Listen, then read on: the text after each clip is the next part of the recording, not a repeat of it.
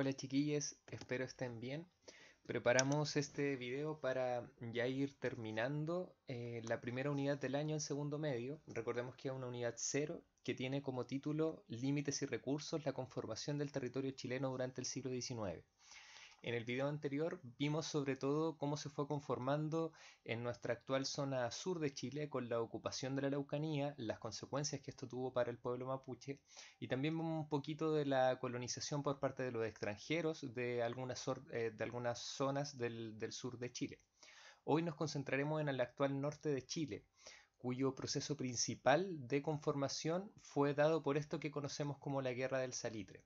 Así que vamos a exponer brevemente los principales elementos de esta guerra. Es acaso el conflicto bélico más importante de nuestra historia como país y vamos a también dar algunas claves que vamos a retomar más adelante. En primer lugar, la Guerra del Salitre se desarrolló entre 1879 y 1883 durante los gobiernos que vimos el año pasado, los gobiernos liberales, ¿verdad? Lo primero que a usted le aparece en este material del Prezi que ya le habíamos subido al blog es este video, que en realidad es un video voluntario. Me interesa recalcar sobre todo lo que está en la primera parte de este párrafo que está arriba. Nosotros hoy día le estamos llamando la Guerra del Salitre, pero también se suele utilizar en la historiografía el concepto de Guerra del Pacífico. La verdad es que los historiadores de manera más contemporánea señalan que el nombre correcto, tal como titulamos la unidad, es el de la Guerra del Salitre. Esto principalmente por dos razones. En primer lugar, porque la guerra se desempeñó sobre todo en tierra. Sí, si bien hubo batallas muy importantes en el mar, que también las vamos a conocer, pero la guerra, la mayor parte de su desempeño se desarrolló en tierra. ¿Sí? Y en segundo lugar, aunque a pesar de que después con el tiempo y gracias a esta guerra obtuvimos una mayor franja de mar, lo que estaba en disputa no era el mar, lo que estaba en disputa en realidad era el salitre, que era el principal recurso económico con el que contaba Chile y que quería ampliar en este tiempo. Ya vamos a adentrarnos a esto. En primer lugar, para partir, nos gustaría sobre todo que vieran este mapa que tenemos acá. ¿Sí?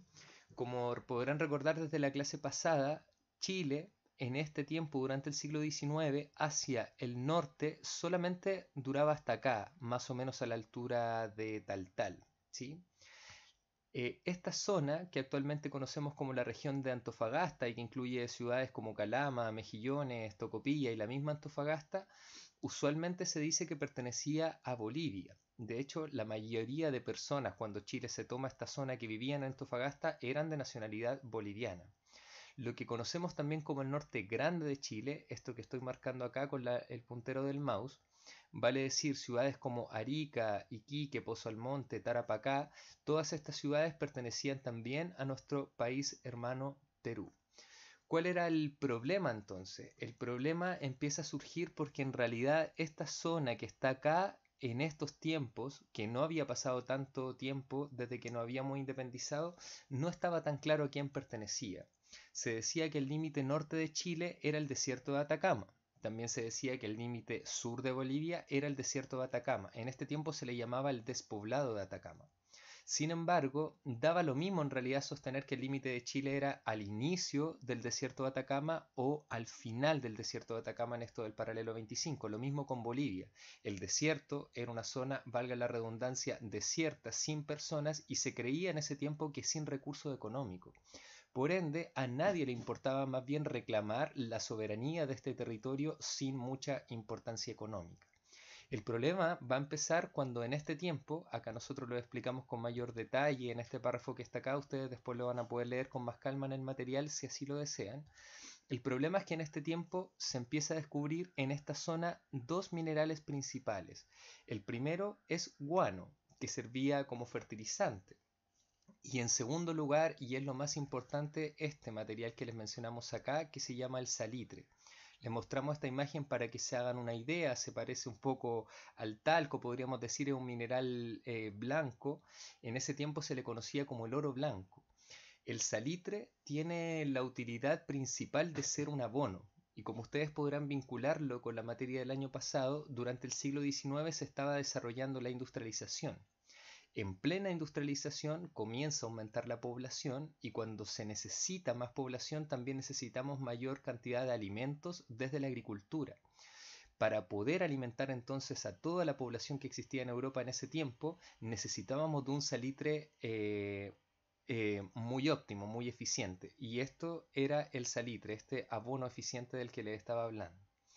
En adelante, el salitre se produce así. Las minas no son como las típicas minas de cobre que nosotros conocemos, que son cerradas, que están bajo la tierra. Más bien las minas de salitre son minas a tajo abierto. Es importante recordar esto porque los trabajadores que van a estar acá van a hacer una labor fundamental y siempre van a estar en el sol, en un norte de Chile que es muy caluroso, nosotros lo sabemos, y además con pésimas condiciones laborales. Ya vamos a retomar esto más adelante. El punto es que cuando se descubre que había salitre en el desierto, poco a poco las empresas chilenas, pero que además eran empresas extranjeras que tenían su sede original en Chile, empiezan a explotar este salitre en un territorio que todavía no se sabía muy bien de qué era, el desierto de Atacama. Prontamente el salitre producido por empresas chilenas que en realidad tenían mucho capital extranjero, principalmente de empresarios ingleses, va a generarse una fama a nivel mundial. Fíjense que acá pusimos algunos afiches de cómo el salitre chileno se vendía en diferentes lugares del mundo, en diferentes idiomas, con un prestigio a nivel mundial incontrarrestable. ¿Qué es lo que va a pasar entonces con las fronteras de nuestro territorio? La disputa estaba en esta zona del mapa. Bolivia, para quedarse con el salitre, decía que sus límites eran en torno al paralelo 25, ¿no? Que lo estoy marcando acá. Los paralelos son líneas imaginarias que nos sirven para marcar los mapas. Esto lo deberían haber aprendido en la educación básica, ¿sí? Bolivia decía que su límite estaba en el paralelo 25 y por ende la mayor parte del salitre que estaba en la región de Antofagasta le iba a pertenecer a los bolivianos.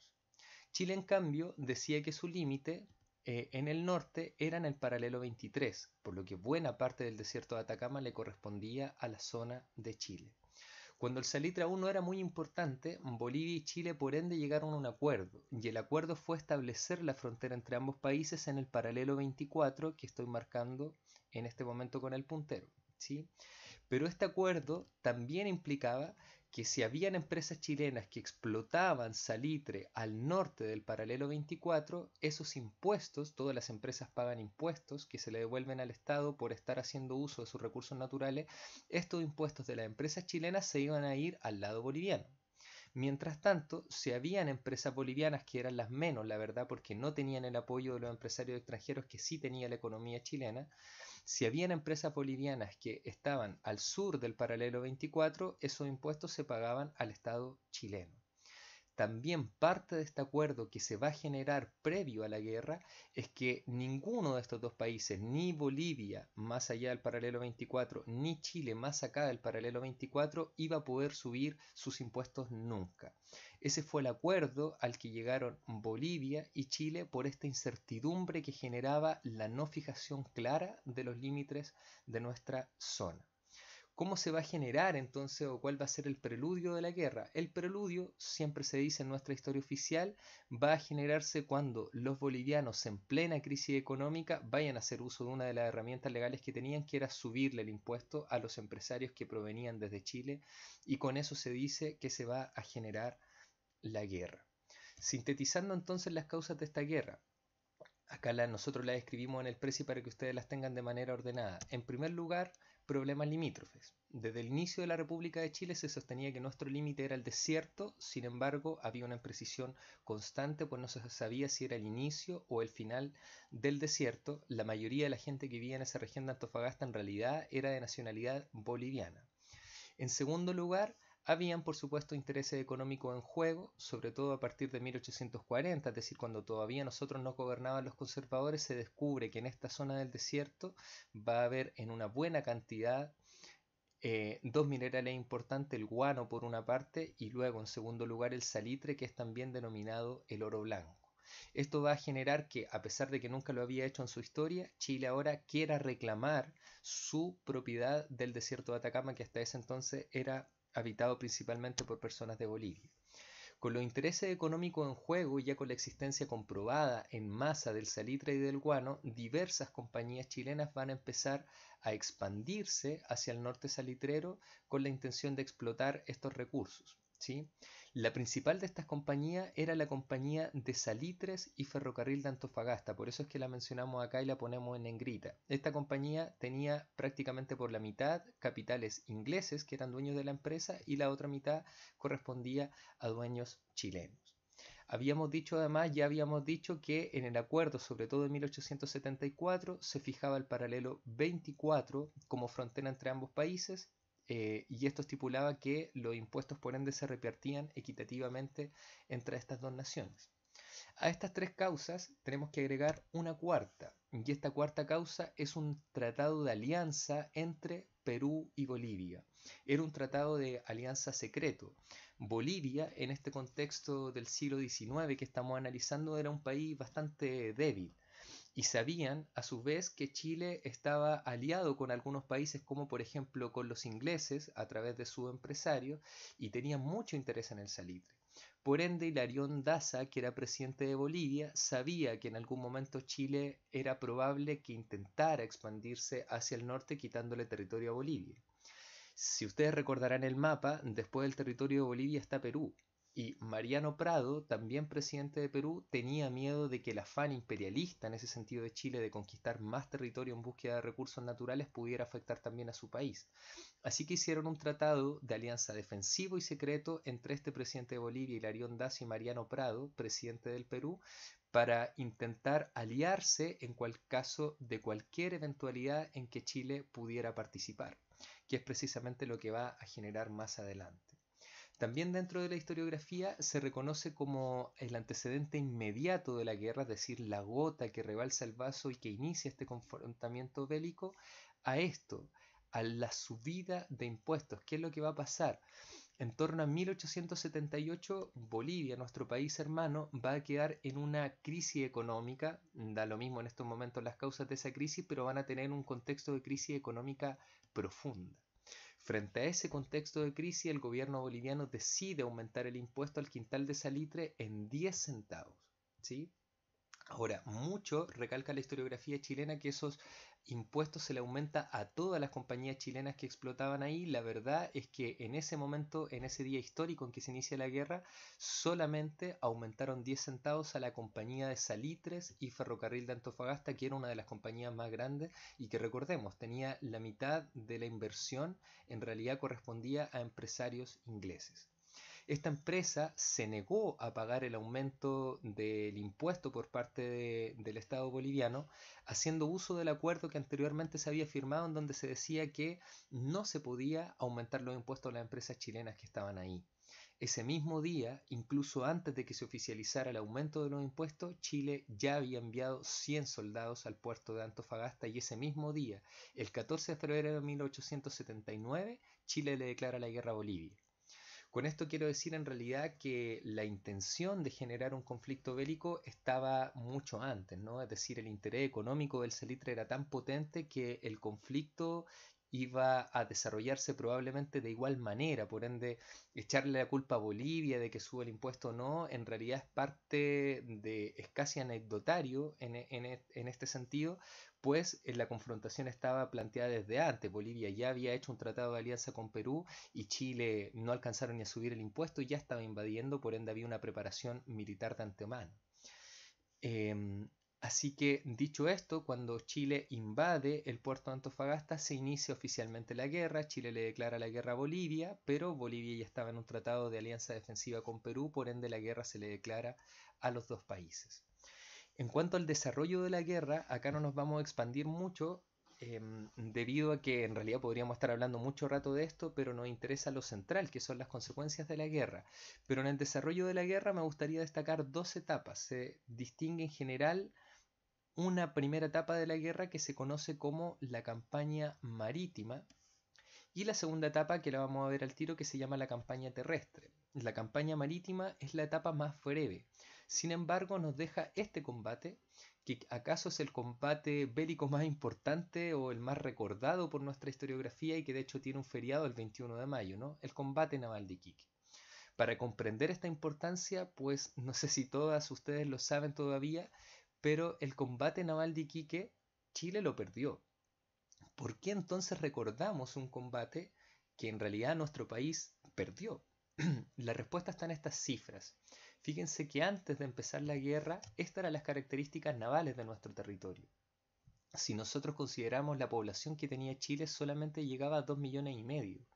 Si juntamos la población de Perú y Bolivia, que eran nuestros países contrincantes, tenemos una población de 5 millones, el doble que la población que tenía Chile en ese momento. El ejército chileno a su vez contaba con 2.500 hombres y un poder naval de 2 acorazados, que son los barcos mejor preparados para la guerra, que están recubiertos de metal, y algunas fragatas y corbetas antiguas, es decir, Chile no tenía las principales características para ganar.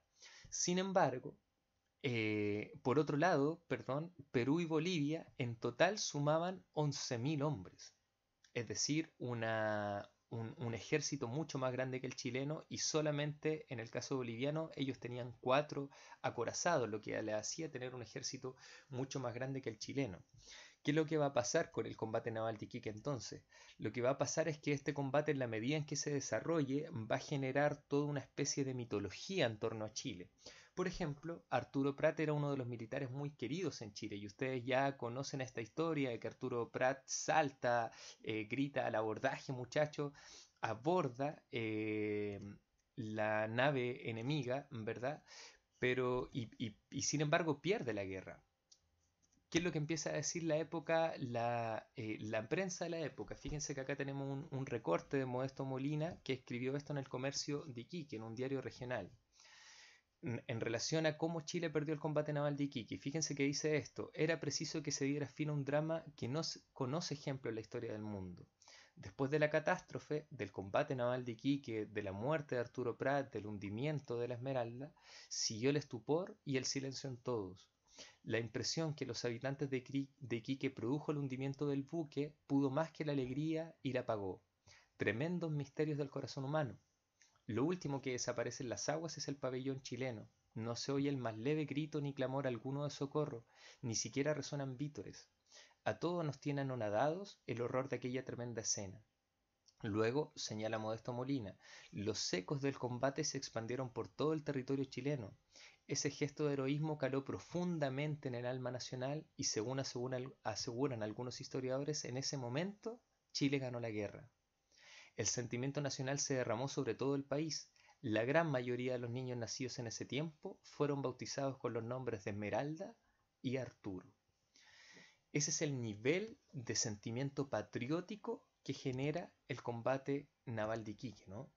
Es decir, esta derrota que nosotros podemos ver graficada en esta foto, ¿no? El Huáscar atacando el débil barco chileno que era la Esmeralda, su hundimiento va a generar en todo Iquique. Primero, ustedes tienen que saber que Iquique es una ciudad bastante plana, entonces está el mar y automáticamente empieza el pueblo, pero desde el pueblo prácticamente se puede ver todo el mar, es decir, todo el mar vio cómo la Esmeralda, que se está hundiendo, luego hace que Arturo Prat incluso llame a sus soldados a saltar al otro barco, y esto va a generar una verdadera historia heroica a nivel nacional, que va a hacer que mucha gente que al principio iba obligada a la guerra ahora se inscriba voluntariamente para participar por el honor nacional, entre comillas, o el honor de la patria. Por ende es que muchos historiadores plantean que el impacto emocional que generó este combate naval de Iquique es lo que verdaderamente nos llevó a ganar la guerra, con un nacionalismo que de acá se nace, se consolida, y podríamos decir que es el origen del patriotismo que actualmente tenemos en Chile, ¿verdad? Por otro lado, por supuesto que no solo lo simbólico y los sentimientos lo que va a generar que ganemos la guerra. A Chile en este momento, como a los ingleses que tenían inversiones en Chile, le interesaba que esta tierra del salitre la administrara a nuestro país. Por supuesto que los ingleses también van a apoyar a nuestro país, y ellos también van a empezar a comprar barcos, van a empezar a apoyar estratégicamente a nuestro país, etcétera, etcétera. Luego del combate naval de Iquique y el hecho de que la Esmeralda hiciera que se demorara tanto el Huáscar en zarpar, se van a generar un montón de otros combates. Nosotros pusimos estos textos para que ustedes los puedan ver también después más adelante. Y en algún momento esto va a posibilitar que también ganemos ahora sí el combate naval de Angamos el 8 de octubre de 1879. Este combate va a ser tan importante que incluso después de él Chile va a lograr robar o quitarle el Huáscar a las huestes peruanas, y por ende de ahí en adelante nosotros tengamos la mayoría del poder naval. Cuando ganamos Angamos, definitivamente nos tomamos los mares y de ahí en adelante ya solamente se podrá desarrollar la guerra. Quería mostrarles además que, así como nosotros recordamos el combate naval de Iquique, nuestros hermanos peruanos también, por ejemplo, acá dice Orgullo Peruano, también van a recordar el combate naval de Angamos de la manera en que nosotros recordamos el combate naval de Iquique. Una vez que terminamos la campaña marítima, yo solamente me remití a las dos batallas más importantes, hay muchas más dentro de esta historia.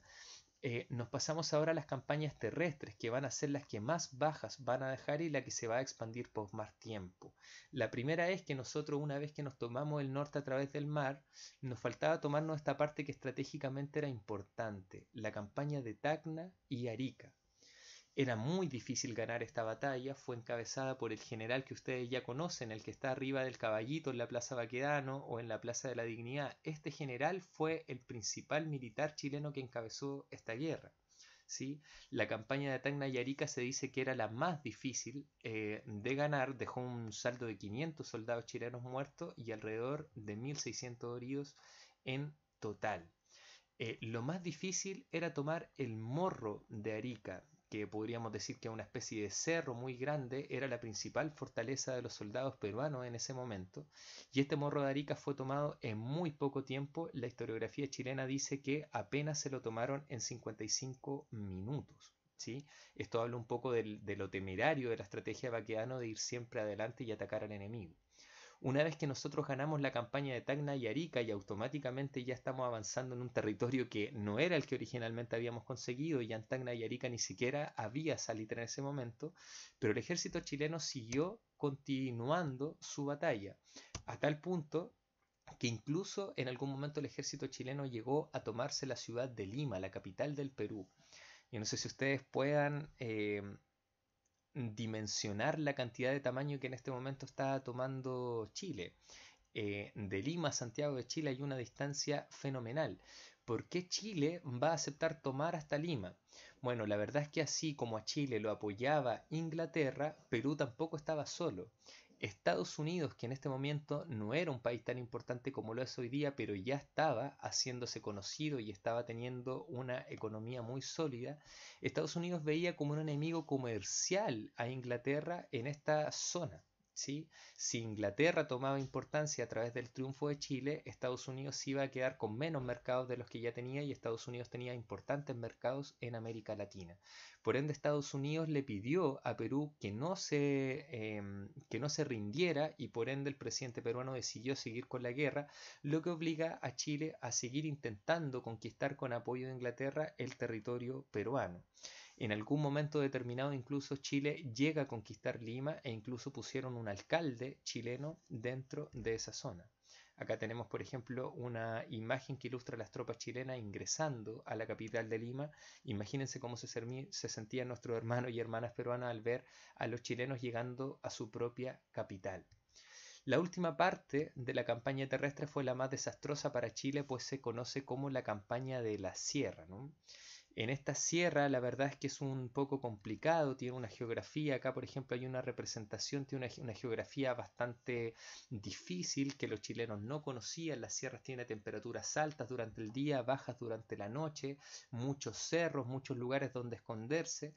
Cuando los chilenos fueron persiguiendo en esta campaña de la sierra a los peruanos, la verdad es que no les fue bastante bien. De hecho, emboscaron a muchos soldados chilenos y muchos de ellos murieron, incluyendo este caballero que aparece acá, Ignacio Carrera Pinto, que fue el militar que perdió la campaña de la Sierra y que hoy es recordado en los billetes de Luca, uno de los billetes más comunes de Chile.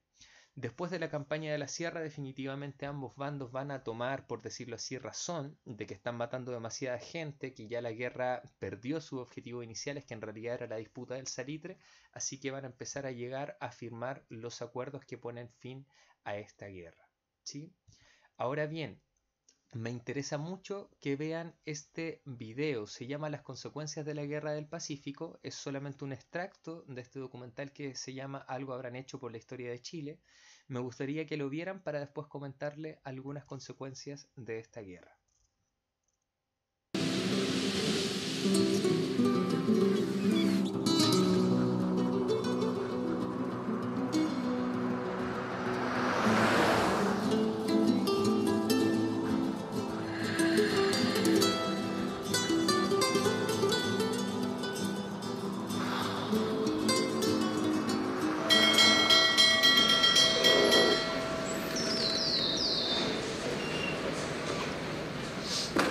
El 20 de octubre de 1883 se firma el Tratado de Ancón, que pone fin a la guerra con el Perú. ¿Y cómo queda el mapa después de todo esto? Busquemos un mapa y te explico.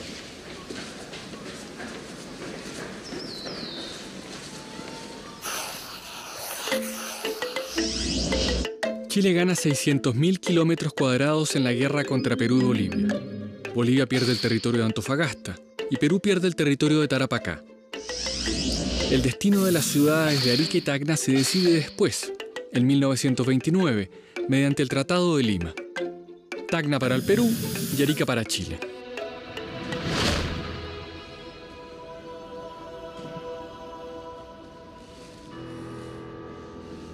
Y perdimos la Patagonia completa. No exactamente, porque nunca fue nuestra. Era un territorio en disputa. El salitre queda en manos del Estado chileno, pero este entrega en concesión gran parte de la explotación a los ingleses.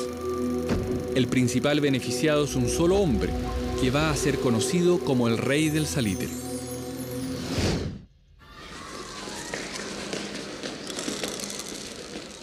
Ay, Manuel, peleamos 5 años la Guerra del Pacífico, que muchos conocen como la Guerra del Salitre.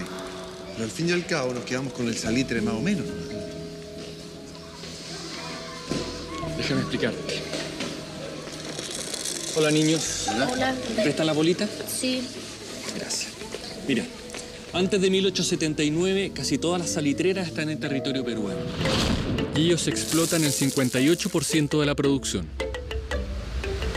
El 19% lo explotan empresas chilenas y el 13% es explotado por empresarios ingleses.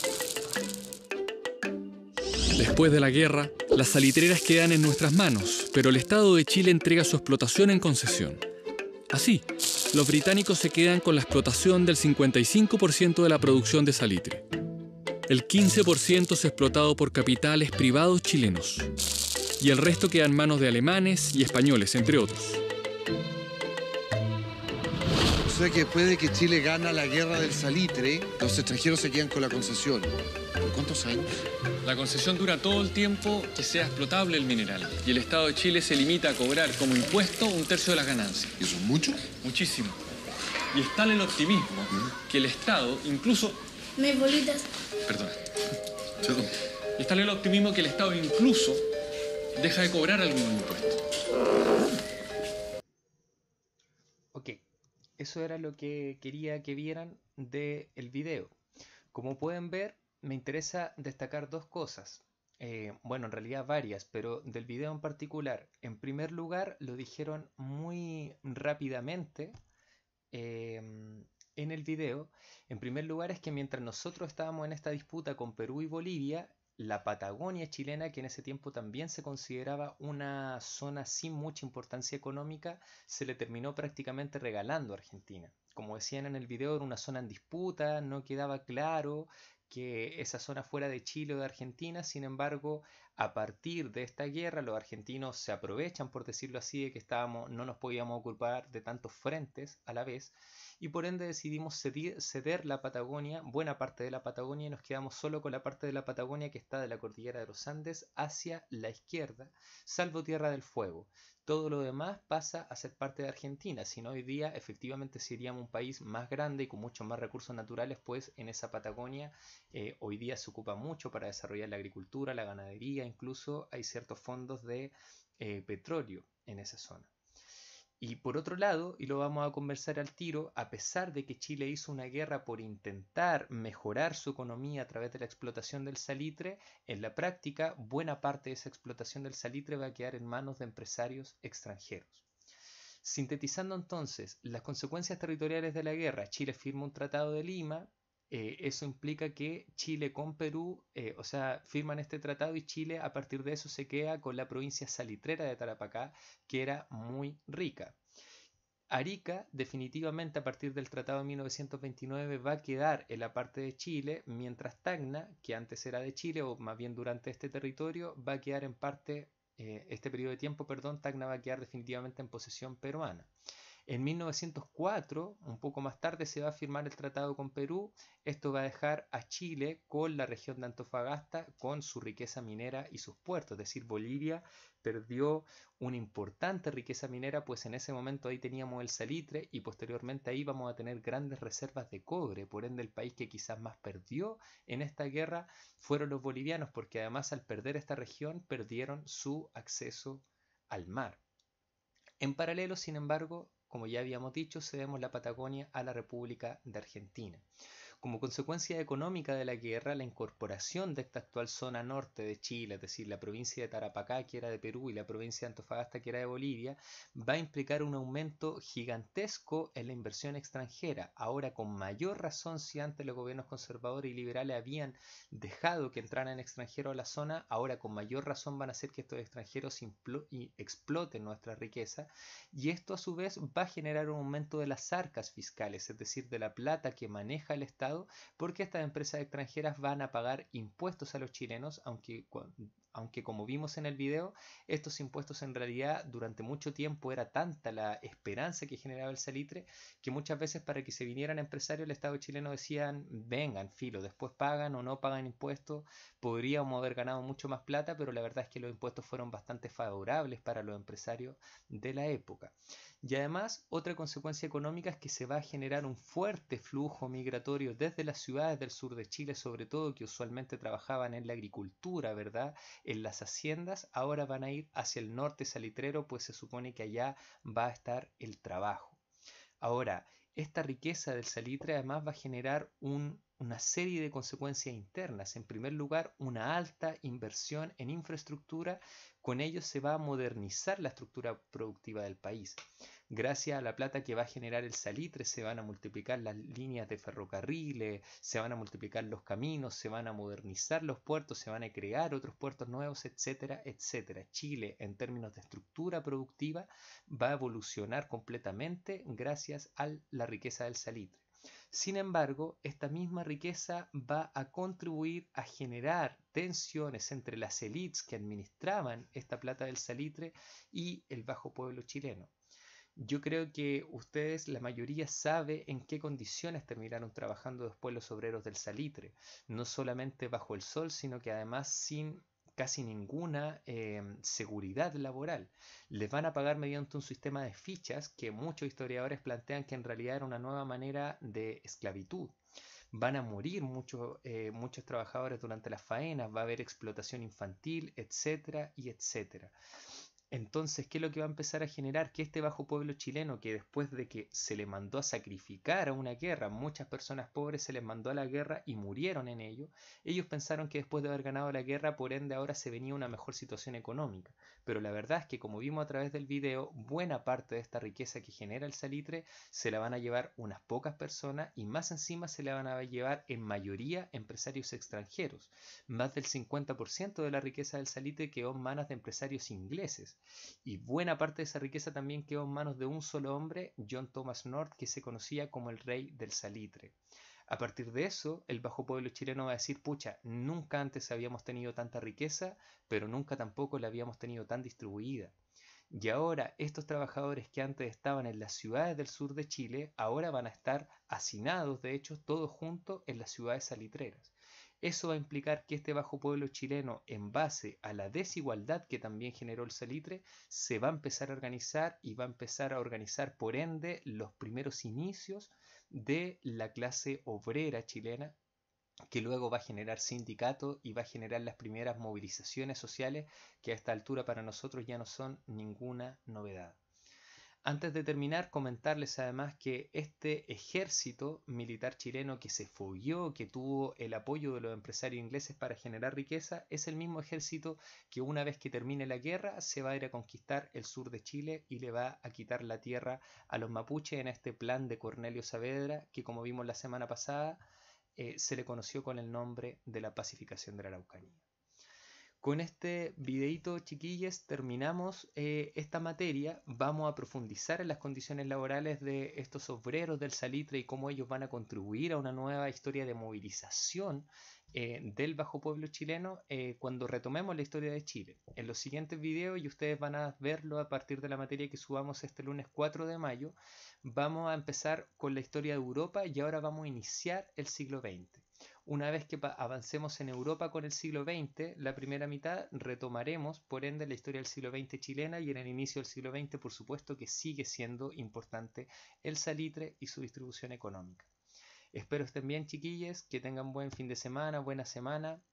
Un abrazo grande.